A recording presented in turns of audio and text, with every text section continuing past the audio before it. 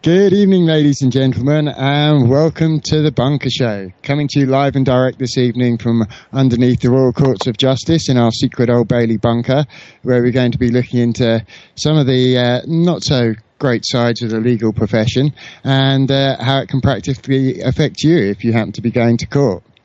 Joining us with in the bunker today, looking after our chat room, here's the lady with the big smile. Here's Helen. Good evening, everyone. Really looking forward to a Legal Land show today. And we've got some good guests who've had some great experiences. And I'm in the chat room for any questions you might want to add to the show or any feedback you want to give us. Thank you. And also joining us in the bunker this evening, here's Jimmy. As always, stoked to be here and really looking forward to hearing some people who are walking the Legal Land walk. I think it's such a valuable thing to hear.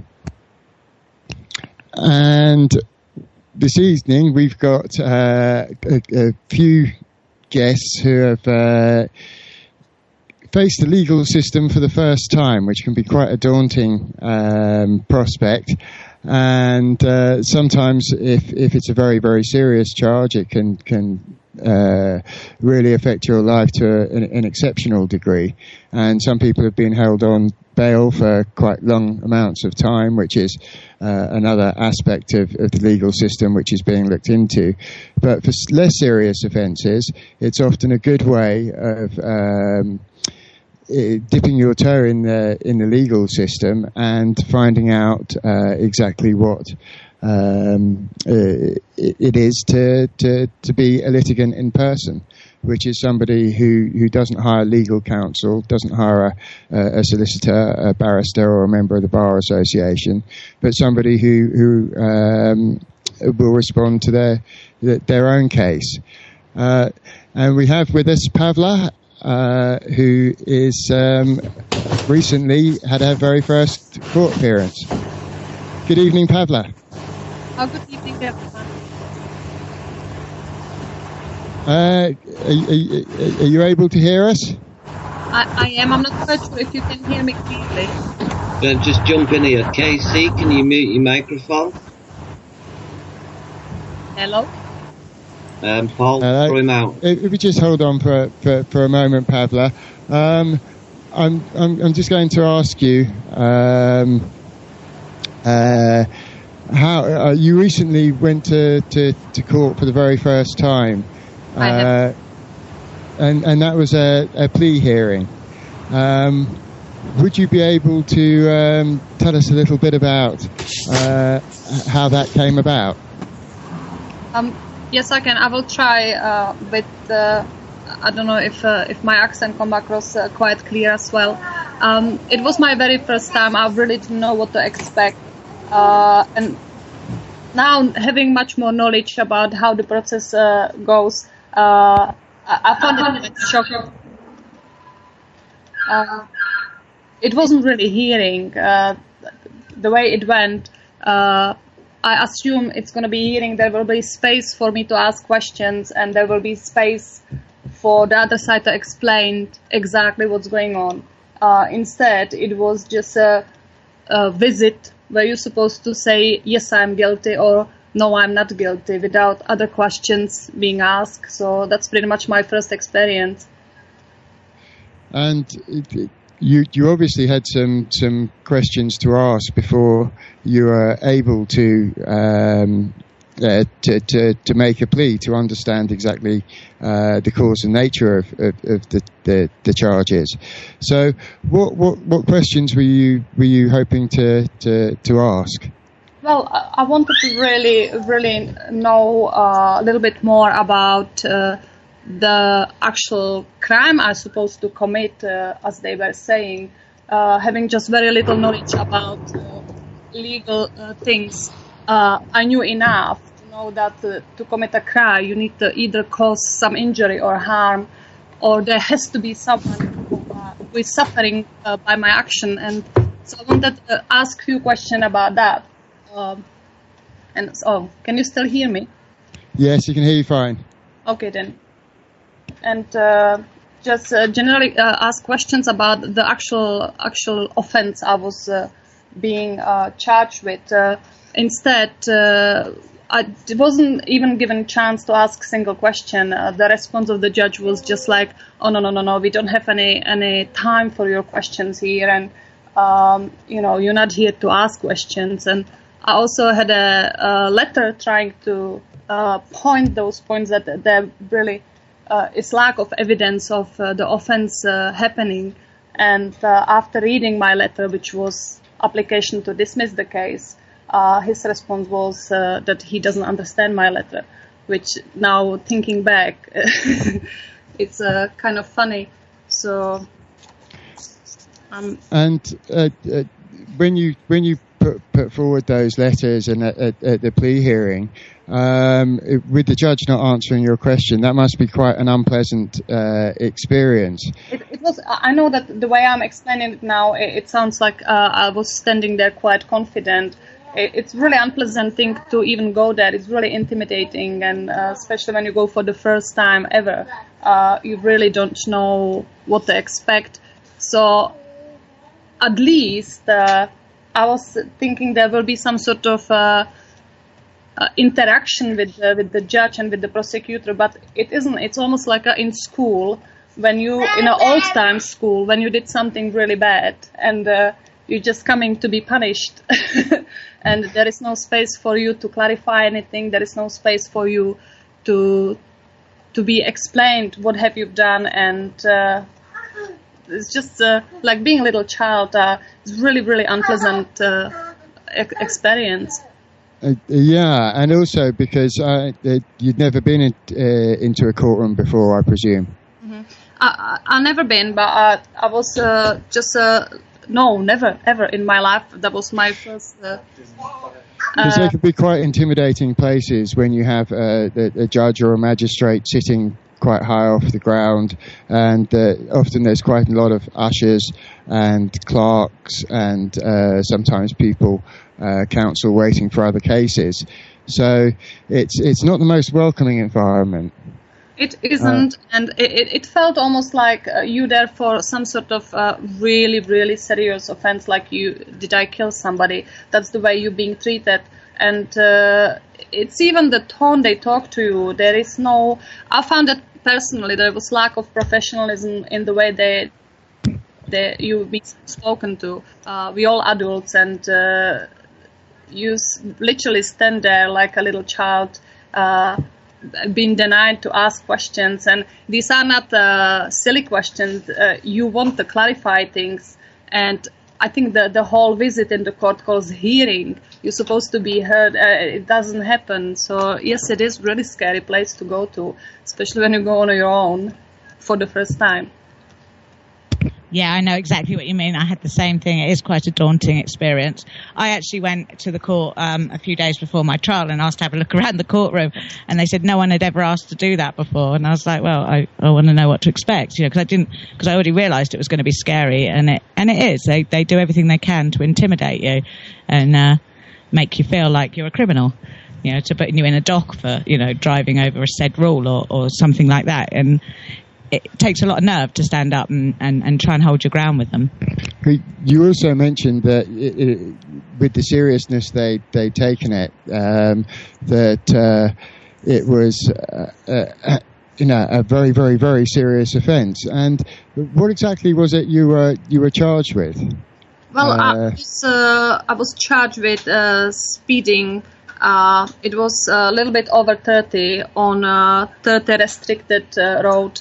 So, and of course, you haven't been charged with dangerous driving. No. It was just. So you were driving perfectly safely at that speed. Oh yeah. Yeah. Okay. Yeah. That's just to clarify that So it's an arbitrary speed limit. Yeah. Sorry. Correct. I was just going to say, in terms of getting those clarifications that you were asking for, how did you go about asking for those? Did you put in any paperwork preceding your hearing, or? I did. Well, because it was my first offense in my life, and normally the way I was brought up, in communist era in Czech Republic, I was brought up in never question and just follow the what you're being told and respect the authority. But we are 20 years after the revolution, so I opened my mind a little bit. So when I received the paperwork and somebody was claiming I was speeding, and the only evidence they had was a photograph of my car in middle of empty road, taken by camera, which is calibrated just once per year by the manufacturer, not even by the police. There is, nobody knows how correctly they measure those speedings, especially when is it checked just once per year. So I did request, before even I went for the court, I request a little bit of clarification on that, just the technical part of it. And the statement written by the claimant, which was the police officer who wrote the statement at the end of your charge, that's a person who wasn't even physically on that spot that day when the camera took the picture. So in my head, just breaking it down, I was just thinking, okay, there is somebody who I have never met, he have never seen me, and he is sending me to court like some terrible criminal, saying that I was part of some criminal act. So I sent them a letter trying to clarify what evidence they had I committed this crime. And then again, I received a picture of my car in middle of road, and that was all. There was no details about how often the camera is calibrated, who is the manufacturer, or anything like that. The other letter I had with me, based on this, was application to dismiss that case, because it was just not making a sense. And as I said, the judge just looked at the letter, which was written quite nicely, pointing those points and making quite a logic. He just said he doesn't understand that, which, I find it really funny now, looking back. And I wish I was a little bit better prepared for that, because now I know what I should ask, or what my response should be that time. But because it was so scary, I was just like saying, "Okay, you don't understand." So it's a very difficult thing to remember what to say. So if you have a script, or if you have already some notes that you've written in advance of the reminding you of what you'd like to say, that can be quite a useful aid to have when you're in a courtroom. Definitely. If I have to go ever again, that's what I will have with me. Basic questions to clarify certain things and highlights, just like cards, because I think we all go there hoping there will be justice, but it isn't. You're really on your own, and you really have to be prepared. And I know by now, from what I learned from you and Helen, that I don't need anybody to come with me. Maybe as a mental support, someone who will hopefully help me to keep the nerves together. But ask those questions. You don't really need anyone. Everybody can do it if you ask the right questions, and if you know the great thing about having people with you is that one of their intimidation tactics is to outnumber you. You've got, often if you're in a magistrate's room, you've got 3 magistrates, you've got a legal clerk, you've got an usher. I think you had even more people than that from what you told me.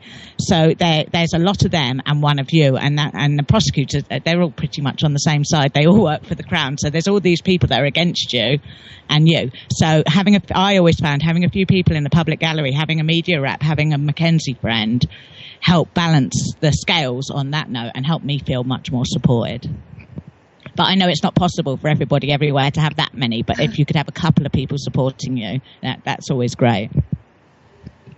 Oh, definitely. I think for most people, will be keeping the nerves together the main thing. Once they learn what to say and how to protect themselves, how to respond, it's just the case of keeping the nerves together and keep calm. It's not always easy, because the way it looked when I went, there was the judge and there was 5 people sitting behind him. There were a few people, some lawyers who were just killing the time between their cases, sitting in the audience. And it's an awful place to go to, especially when you go for the first time. So having, instead of strangers, seeing some friendly faces would definitely be helpful, I think. Hi, Pavel. It's Jimmy here. I was just wondering, during all the correspondence that was going backwards and forth, and at any point, was there any discussion of state-sponsored assistance or legal help at all? No, the only offer of if I need someone was during the first, well, what they call hearing. It wasn't really, but the first visit. That's when they said they probably thought that I'm some sort of crazy person with broken English who is trying to ask some questions. So that's when they said, "Oh, you should really have some legal advice, or if you want, you can even have an interpreter." They probably thought that my English is so bad. No, your English is fine. Don't worry about that. But yeah, legal advice is pretty expensive and out of the reach of most folks, I would say. Yeah. The other thing they told me was that I can ask my questions in trial. That was the only offer the judge, or the only solution he offered me. He said, if you want to ask your questions, I can fix you a trial, and you can ask your questions there. But I can warn you, I have to warn you, it's going to be expensive. So there was the threatening there as well. Okay, so because now, I mean, we've spoken in recent shows about the fixed court costs that have recently been introduced in this country, which means that should a hearing go to the trial stage, that there are fixed fees that are paid should the charged be found guilty. So it is actually important that people understand what is actually going on prior to being able to make a plea. So did you feel that you were able to be heard at all during the plea hearing? Oh no, definitely not. It was really awful that the way you think that when you go to court there will be this sophisticated way of dealing with things, and it wasn't. It's literally like in school talking to someone. The judge didn't even sound sophisticated himself. He was like talking to me in a really common way, like, "Oh, no, I don't have time for this, and you can ask questions, plea or not plea. You must know if you were speeding," and that was the manner in which he dealt with the thing. And now I forgot what was your question. Sorry. To follow on, I guess from that was when you I remember now. You asked about how I felt if I was having chance to ask question before I was able to plea or not to plea. No, there was it feels like they're encouraging you to plea or enter uninformed plea. So they sent me twice outside to think about it. And they said, when you come back, you must know if you're going to plead guilty or not. So there is that game of intimidating you even more by sending you outside. Again, like in school, or think about what you've done. We don't used to this here. You must plead today and here, otherwise there will be trouble. So, but don't ask any questions. Yeah. So you weren't given the opportunity to ask questions, and so obviously you weren't able to make an informed plea. Oh no. No, definitely there's no space for getting any information from anyone there. It's just the force. Yes. So what happened in the matter of your plea? You mean how did I enter or not? Did I enter plea or not? Or? Yes. No, I stood my ground a little bit. Well, stood on my ground. I have to admit, there was a point when I was sitting outside and I was texting my what's going to be my Mackenzie friend in my next court, saying, "No, I want to go home. This is too scary, and I'm just going to plea, guilty, and I want to go home and never see these people again." But then something in me just said, "Oh no, this is really, really wrong. You can't just plead guilty for something you don't understand. I'm more than happy to admit I made some mistakes if you explain to me clearly where exactly I committed a crime." So luckily I had some little notes from Helen's case, with me, and I just read through, and I just thought, oh, if this lady could go through with no plea entered, I have to go through as well. So that moment was really important, because I went back and I said the same what I was saying the whole time. I said, I can't enter a plea without understanding this case properly. And so to the end, he said, okay, then what are we gonna do? I'll fix you a trial. And he said something, and I said, but for the trial, there is still no plea entered. And he said, okay, no plea entered. And that's how I left. Right, and that's interesting, because for me, they wouldn't allow that. And what they explained to me was that in order to go to a trial, they had to generate a case file. So although I said I wasn't entering a plea and I wasn't refusing to enter a plea, I was asking to get some clarification on so that I could enter a knowing and honest plea, and that I hadn't had all the evidence of the case presented to me. So so what they said to me in the end is that they have to enter a plea. It'll be a plea of not guilty, as I don't want to plead guilty until I've seen the evidence, and that I can have it dismissed at the beginning of the trial. But what they also gave me was a case management hearing. Now, it seems that all that was skipped for you.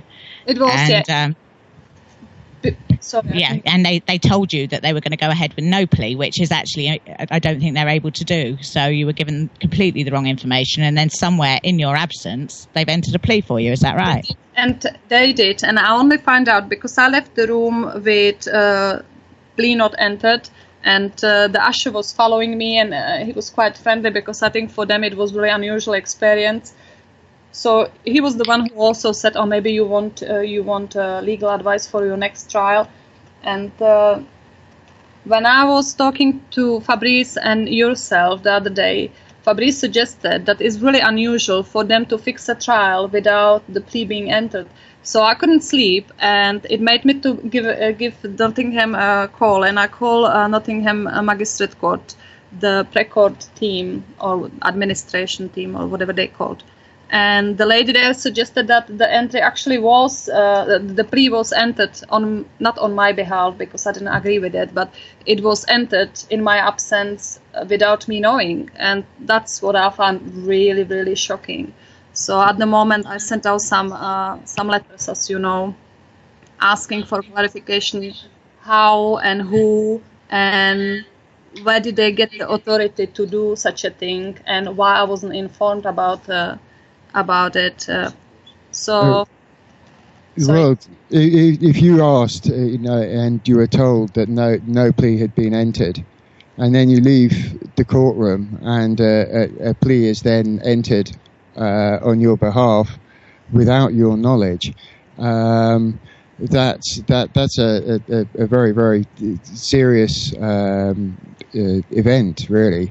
And if you had not inquired and you'd gotten to a trial date without being aware that you've even pled guilty or not guilty to any offence, then you could obviously incur the costs that would have should you be responsible for it.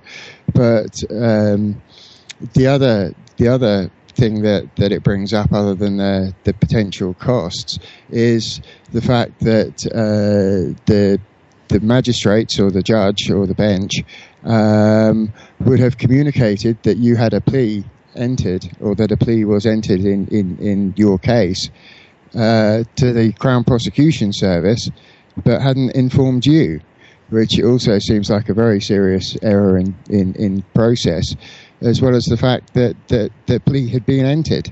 So I'm really glad that you managed to contact the courts and follow up, because that is a really vital aspect in terms of being able to see if you're being treated fairly by the courts. And so, what did the courts inform you when you did call them the following day? Okay, then I called twice. Once was the initial call, which I've done basically after talking to you. You gave me the idea that that's maybe what they've done without even informing me. So I just rang them from curiosity, and then the lady who I spoke to said, "Oh, I think that they entered the plea for you." And I was just so overwhelmed by the shock that I hang up. And then the next day I rang again, and I was saying, "Okay, if this is the case that they entered the plea, for me without me knowing, there must be evidence. There have to be some sort of procedures and policies they followed, and they must have some sort of documentation which explains what exactly they followed and what made them to make such a decision. There must be some evidence of who've done it, who agreed to do it this way." And she said, "No, there isn't." Not even a signature. No, I said, "Okay, can you just please tell me what's in my file, or can I have a copy what's in my file?" And in my file is just the financial statement, the pink of paper you have to fill in just to explain what your finances like. There is my unsigned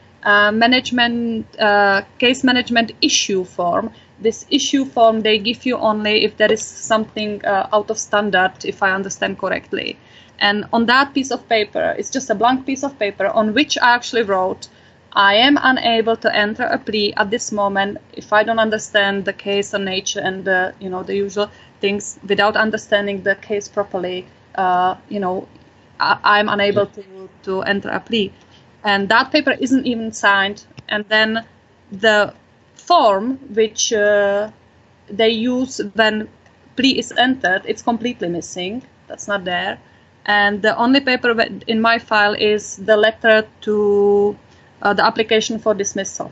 And that's pretty much it. So there is no evidence of that the plea was entered yet. The trial is being fixed, and the people in administration team already saying, "Oh no, the plea was entered on your behalf."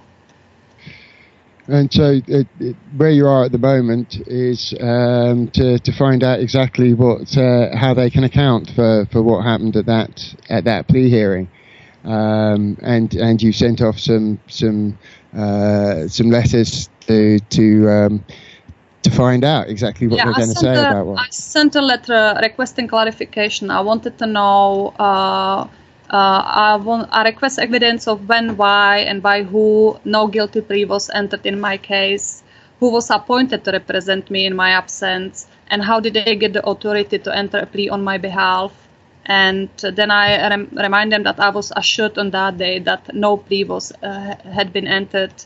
Then I request that if what you were talking about, that now the trial costs money, I think you said it's around £150 if I'm correct. So that led me to the second point. I'm just trying to clarify if the person who entered the plea on my behalf or for me is also automatically accepting the liability for the set course fees, because I didn't want the trial. Then they also didn't respond to my application for dismissal. There is no evidence or any paperwork which would indicate that they didn't want to know about it, or that they dismiss it or deny it. That there's nothing. The letter is just there, and nobody is paying attention to it.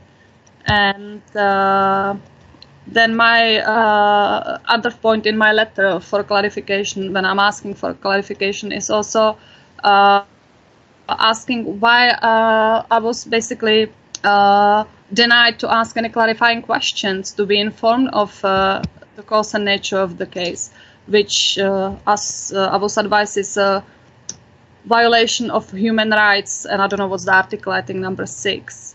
It's just the basic right that everyone should be informed about the case. You're entitled to a knowing to be informed at all times. And Pavla, it may be worth you requesting to find out what's written in the court record, because if your application to dismiss was dismissed in court, it should be on the record of the notes the legal clerk made at the time.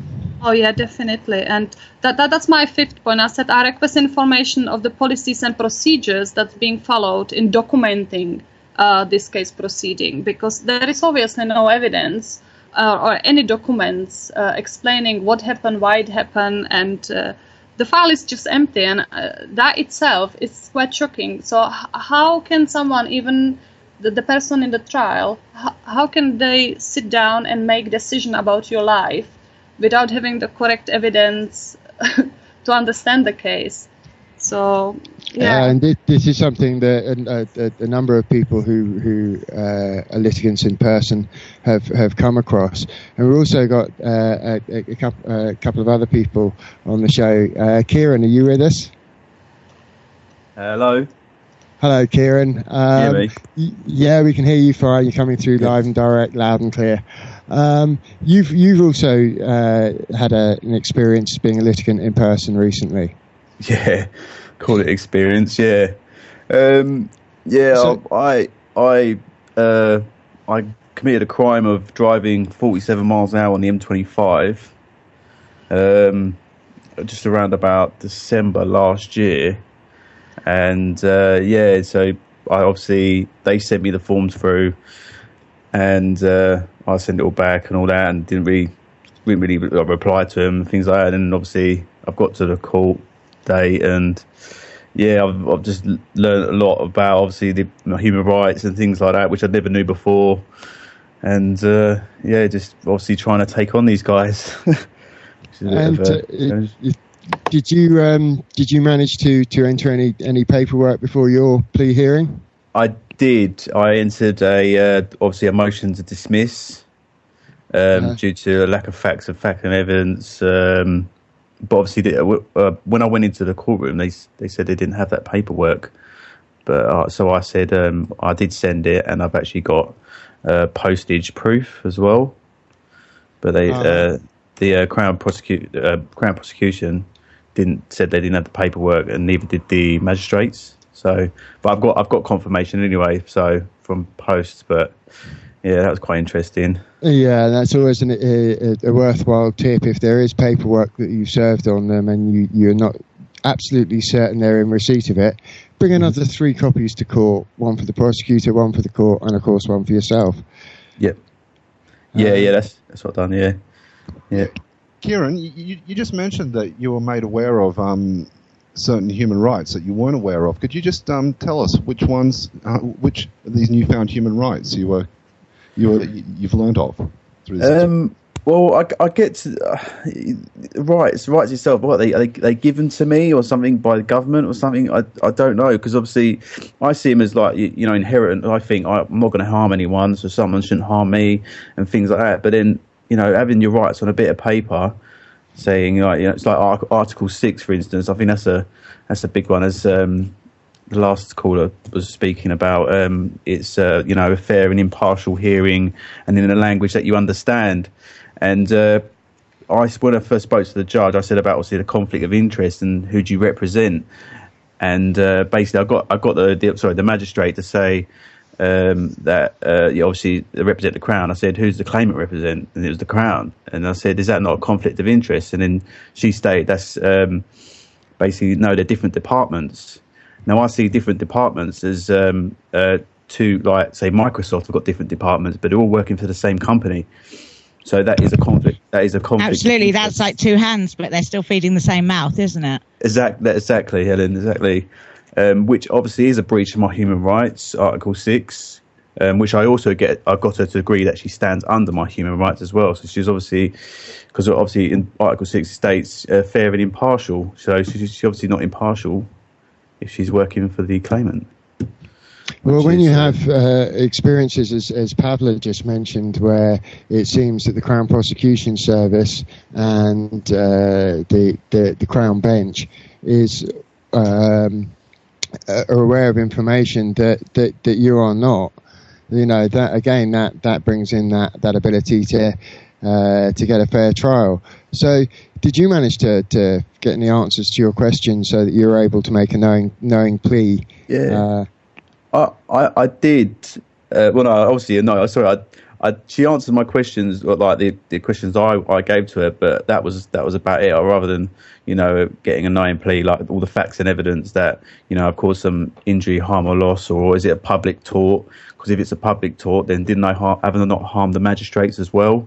And wouldn't they be one of my victims? And then there'll be another conflict of interest.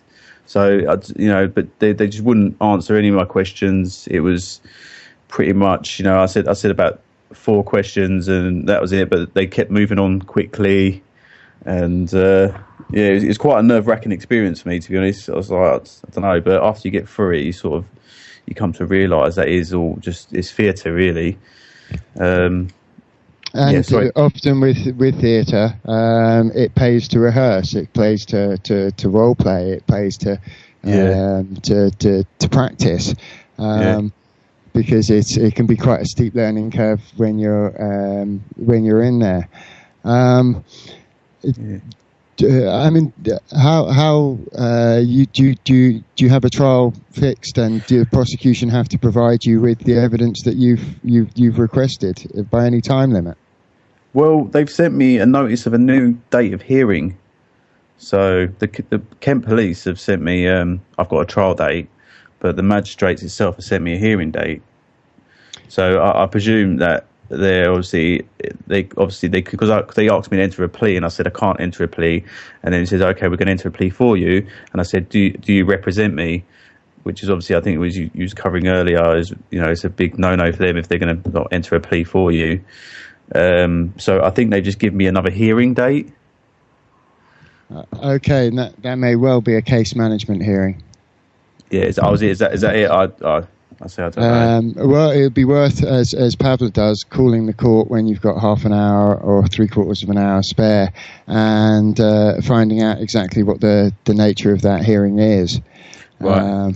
And also, again, it's always worth, as Pablo has shown quite clearly, that to request copies of what is actually in your court file. So that you can see if any of your requests for disclosure or anything else has gone astray. If you're already in a position where you've had an application to dismiss the case that you've got recorded receipts from, and you can prove that they were sent, but yet they haven't, they've gone astray between your secure postage and the hearing, then you have enough cause to want to question whether the file is complete and follows their own due process. Yeah. Well, I think I'm going to send that again. The motion to dismiss. Somebody in the chat room made a good point that, if possible, you should always get all your paperwork stamped by the court. I mean, I found this a bit difficult since last year in Worthing. They closed the clerical office at their court, so you can't actually just go in there and get it stamped anymore, and I think that's happening more and more. But they're telling me on the chat room that if you go and ask the legal clerk to stamp it, you can take your paperwork in and get it stamped. Okay. That might be helpful. Yeah, that'd be great. Yeah, get that stamped motion. I'll send another one in, but I'll take one with me. I was gonna write an affidavit as well. Do you reckon that'd help to get some sort of notary public to sign that? Or do you know anything about that at all? I've never found that to be particularly effective in practical usage. Sometimes it can be.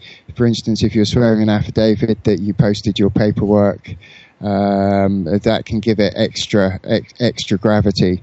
But I think more sort of clarifications of exactly what has happened would be more appropriate at this stage. If they continue to mistreat you, then that might be worth something looking into. Or sometimes if you have witnesses in a courtroom, if people can swear to what went on there, that can often shut down one avenue by which you can be steamrolled as a litigant in person. Yeah. And another person who we have with us this evening, if you're still with us, Khalil, are you there? Yeah, hi Fabrice, I'm here. Thanks for having me on. Hi everyone. Hey, thank you very much for being very patient with us, because you've recently had some adventures in legal land. Could you tell us a little bit about what you've been able to do with your PCN in the last week? Yeah, so I spoke to yourself obviously about a week or so ago with yourself and Vin. I was given a PCN by Nottingham City Council. I was challenging it. Basically, I put forward some of the questions around obviously facts and evidence and how my obligations were created under the Traffic Management Act of 2004. To my surprise, they answered the questions on paper, which I didn't think they'd do. So once I got that information, I then questioned them about it, and they became very hesitant. They just did not want to pursue, and they wanted to just railroad the whole process by just forcing it to the tribunal. Amazingly enough, Vin and I spoke to them a few days ago in the morning, and magically one of the PCNs just disappeared, apparently. According to them, a new legislation came in which meant that the PCN needed to be cancelled. I've asked them and questioned them exactly which legislation they've applied to that PCN and how it's been cancelled. I'm not getting a response in regards to that. They don't seem to want to give me that information. Which makes me think that they may have other reasons for cancelling the PCN that they don't want to necessarily disclose. With the so by it's effectively, I mean, I saw the questions that the council asked, and they did literally that they answered, and I was quite amazed by that. So could you give us a couple of examples of those? Yeah. So one of the examples is, does the Traffic Management Act of 2004 create or impose an obligation or a legal duty upon me? Which they answered to as yes. And then one of the other questions is, does such an obligation, should it factually exist, require my voluntary cooperation? And they said no. Some of the other questions is, for example, can you provide me with a factual timeline to show how, why, where, and when the alleged obligation was created? And they said yes. Again, some questions around the Human Rights Act, which they believe don't apply. Having a valid cause of action, again, they think they have a valid cause of action. And so when you were able to say, well, where is that evidence? In terms of, can they give you a factual timeline? Were they able to produce a factual timeline when requested? No, it was just a case of, them just referring back to the Traffic Management Act. And I tried my very best to explain to them that, secular logic isn't really going to apply in this instance. You need to provide me some evidence to show me that this is actually true. And you do have some factual evidence. They don't.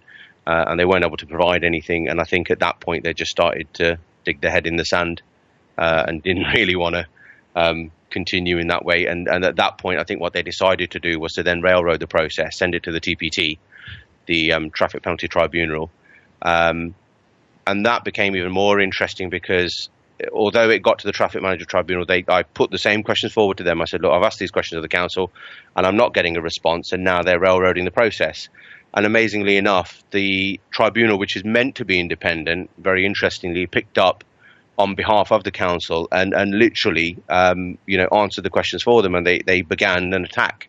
They were just saying that essentially, if you continue in this manner, you're not going to have a case. We're not going to consider, the points that you're bringing forward. We don't need to provide you any evidence. And it was quite interesting because I genuinely felt that the tribunal was meant to be independent. That was the whole point, that they're there in the process to be independent and impartial. Yet the tribunal decided to defend the council. Clearly on the letter, they defended the council. They took a very clear stand and they defended the council on every single point. But again, they failed to provide any evidence to support their argument. Yeah, that's for sure.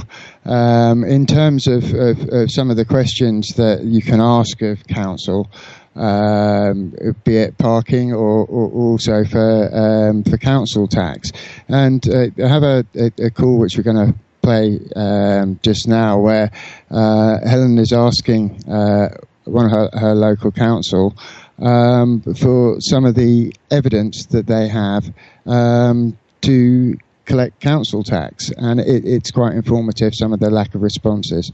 So if Dark City Radio can do their magic. Welcome to Aaron Direct. Our calls may be recorded for training and quality monitoring purposes.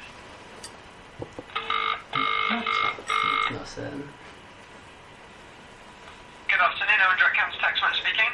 Hi Matt, I rang on the 27th of March and I spoke to a lady called Mrs. Dick, I think, in your legal department. And she was supposed to be writing to me. We're supposed to be in court next week and I still haven't received anything, so I was just following that up. Yeah, certainly. What's your account number, please? It is 8... Okay, what's your name and the address, please? Helen. What it was is she was supposed to be sending me some evidence, and she assured me that that's what she would be doing next, and I haven't received it.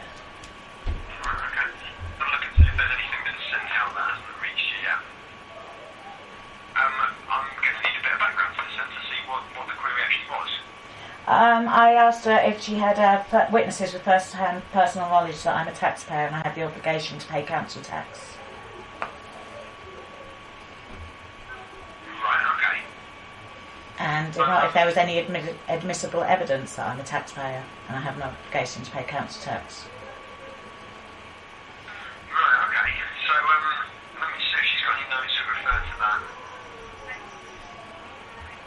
I think it's probably best if I try and get you work with her because Okay. it sounds like you probably need to pick up where you left off. Yes, that might be helpful. Bear with me just a second. Unfortunately, you're drifting into legal ground there. Yeah, that last time. That's why they put me through to her. Yeah. Just a moment. Thank you very much. Hello, Mrs. Dick. Hi. You're through to the council tax department, actually, just writing a letter to you, so that's very strange. You just phoned to this for some moment, isn't it? Yeah, well, you said you would write, and it's court next Friday, so I was just sort of chasing it up, seeing where we were at. Yeah. I think probably my colleague's just seen a note on the records here. Obviously, I've been in touch with the university because originally you had a exemption because you were a full-time student. Yeah, but I told you last time I'm not a student anymore. No, they've received confirmation. I'm just writing to you with regard to that fact. I informed you of that last time, so, that's okay. Well, we haven't had anything back from On the you. phone last time, when you asked me, I told you I was no longer a student. Right, okay. Anyway, I've got confirmation of the date, so I've made a small adjustment to your council tax charge. Also, I don't think you were in receipt of single resident discount, and I presume you're still sole occupier of the property? I am.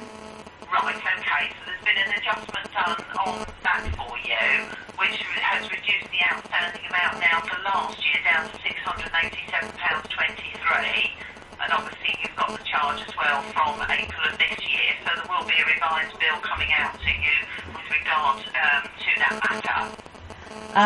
But when we spoke before, I asked you what evidence you were relying on that I was a taxpayer and I was eligible to pay council tax, and you assured me you'd send me some evidence about that. Yes, I was just about to do that. That's what I'm writing to you now. Can you tell? So you've got some evidence then that you've got some admissible evidence that I'm a taxpayer and I have an obligation to pay council tax. You were talking about something about torts and things last time. That doesn't actually apply in council tax. I was asking you whether. I asked you whether or not there was a voluntary. The obligation requires my voluntary cooperation, which you said it didn't. No, it doesn't. I asked you whether it was irrefutable that I am a taxpayer eligible to pay council tax, and you said that it was irrefutable. Is that correct? Well, basically, as the owner of the property and the resident of the property, you are liable to pay council tax, yes. And that applies to everybody. Can you provide me with some evidence and proof that 26 currently is and ever was within the Petty Sessional Division of Worthing, within Arran District Council at the time alleged liability was created? Right, so you've been liable since the 30th of June 2009, and prior to that you were liable at another property in our area, weren't you? Well, that's what I'm asking you. I'm asking you to show me the evidence that I am liable. Right. Because I don't actually understand your system. You have these rules in place, and you provide a service that I haven't requested, or quite a few services that I haven't requested, and then you send me a bill for them. And that's fair enough if you're allowed to do that, but I do actually want to see the evidence that my property is within Arran District Council, and also the duly authorised officer of Arran District Council who has made and filed an alleged claim against me. I would like their details as well. Right. But you've obviously told us you're the owner of the property. I haven't disputed that it's my property. I'm asking you for evidence that I'm eligible to pay council tax. Right. Well, all I can explain to you is, as I said to you before, we're covered by the Local Government Finance Act, which allows us to obviously make a charge to people to pay council tax. The council tax is the law for the land, It's not something that's voluntary that you can choose to have if you wish to do so. It's something that's is a tax and it's imposed on everybody who has a responsibility to pay. Okay, in that case, you can provide me with evidence that the Local Government Finance Act applies to me. Yes, I can. You can provide me with evidence. Can you provide me with a factual time to show how, why, where, and when the alleged obligation was created? Right. Well, that would have been the bill. The bill means that the Government Finance Act applies to... How can the bill mean that the Act applies to me? I'm asking for evidence that your Local Government Finance Act actually has anything to do with me at all. Or, you know, what is... Yeah, I'm not saying it doesn't. I'm just asking for my peace of mind and clarification, because you're taking me to court. I would like to see the evidence, because it can't just be your opinion, your arbitrary opinion that you've pulled out of thin air. There must be facts and evidence to base that up. Yes, okay. As I said, that's covered by the Local Government Finance Act. And no, but I'm asking you. You can't tell me that the local government. Well, you can tell me, but it's a circular argument to tell me that the Local Government Finance Act tells me that the Local Government Finance Act applies to me. You have to have some evidence, because the Local Government Finance Act is a legal opinion. It has to be backed in evidence. If I request evidence, if I challenge properly and correctly in front of the court for jurisdiction, and I say I want to see the evidence that my property is within your jurisdiction, what you're relying on, that I am an eligible taxpayer, so can you provide me with those facts before next Friday, so that when we go before the court, it's not a waste of everybody's time, because I am entitled to make the challenge and see the evidence if you take me to court. Right, okay, well, I'll do what I can for you. I'll do what I can for you. So you can provide me with some evidence other than the Local Government Finance Act that the Local Government Finance Act applies? How would I do that? I'm not sure With that, what you're saying. the burden of proof is on you. You are making a complaint against me, and you're saying that the Local Government Finance Act applies to me. I'm asking you to show me the evidence of that, and then we can move on. So, don't ask me what you should provide. That is definitely your job. She's asking for legal advice. Unless you're asking me for legal advice, which would be a conflict of interest, I believe. Right. Okay, well, I'll do what I can for you, okay? Okay. So you're going to send me some evidence before Friday? Yes, I'll send you a letter before Friday. Okay, thank you very much. Okay, thank you. Bye-bye.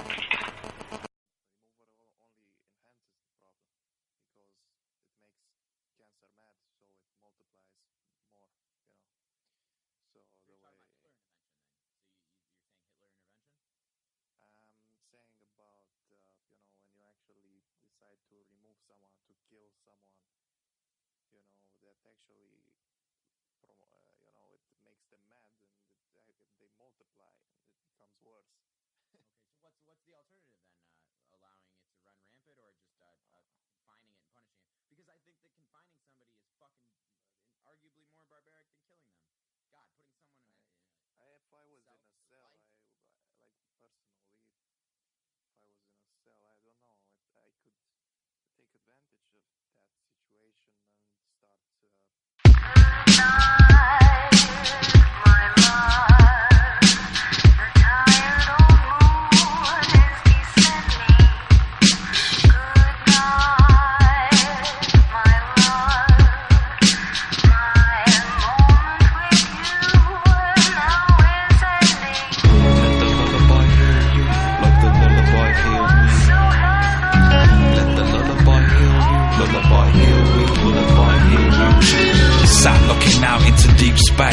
Space-time race, make haste, we moving, showing them prove it, question, gain many lessons, expressions of form now born, torn between mind games, spawned from the rawest, sources present right now, it's flawless, back to the floor, root grounded, smoking quarter spectrum life vibe is standard, handed the blessing, appreciate muchly, love from a cat cane, shared with a dutchy one, tend to the fire, keep burning, turning the crackle up, higher than that flow over aqueducts, taxi bus, bike or car, can't take you as far as you need to, shit misleads, they impede you, bloodsucker leads you, observe the behaviour, earlier than I who observed self-saviour. Let the lullaby heal you, let the lullaby heal me, yo.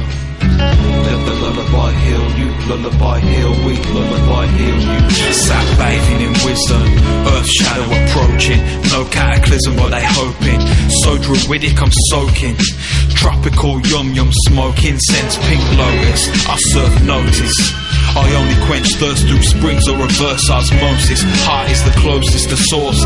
Sirius and Sirius B are approaching my crown chakra. I wonder if they see it when they act that, or have they cracked it their one.